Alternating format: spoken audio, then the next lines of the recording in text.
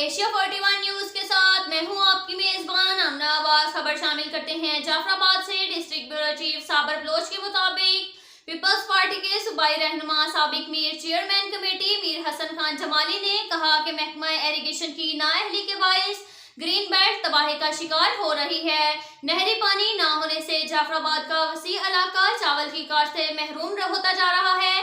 काश्तकार और जिम्मेदार सरापा एहतजाज हैं, लेकिन हुक्मरान खामोश बैठे हुए हैं। सूबाई हुकूमत अहम ज़राई शोबे को तबाही से बचाने के लिए किरदार अदा करे।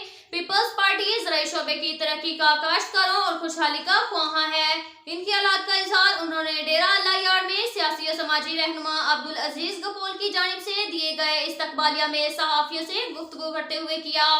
उनका कहना था पाटफेडर और केथर की नालों में पानी का मसला संगीन सूरत-ए-हाल इख्तियार कर चुका है, जिसकी वजह से लाखों एकड़ ज़राई जमीनें बंजर हो चुकी हैं। जमीनें सराब ना होने से काश्तकार और जिम्मेदार मकरूज हो चुके हैं, जबकि नहरी पानी की अदम दस्तयाबी से छोटे जिम्मेदार और काश्तकार नकल मकानी पर मजबूर हो चुके हैं।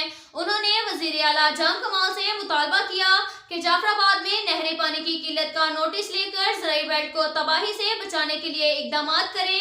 इस मौका पर जमीयते उलमा इस्लाम के रहनुमा मीर गुलाम रसूल लहड़ी, बाबू खमीसा खान गोला, हाजी सैफल खान गपोल, असगर अली, मोहम्मद शुबान लशारी, अरबेला और समेत इलाके के दीगर मुअज्जिजीन भी मौजूद थे। अब तक के लिए इतना ही काफी है। मिलते हैं अगले बुलेटिन में, हमारे साथ रहिएगा। अल्लाह हाफिज।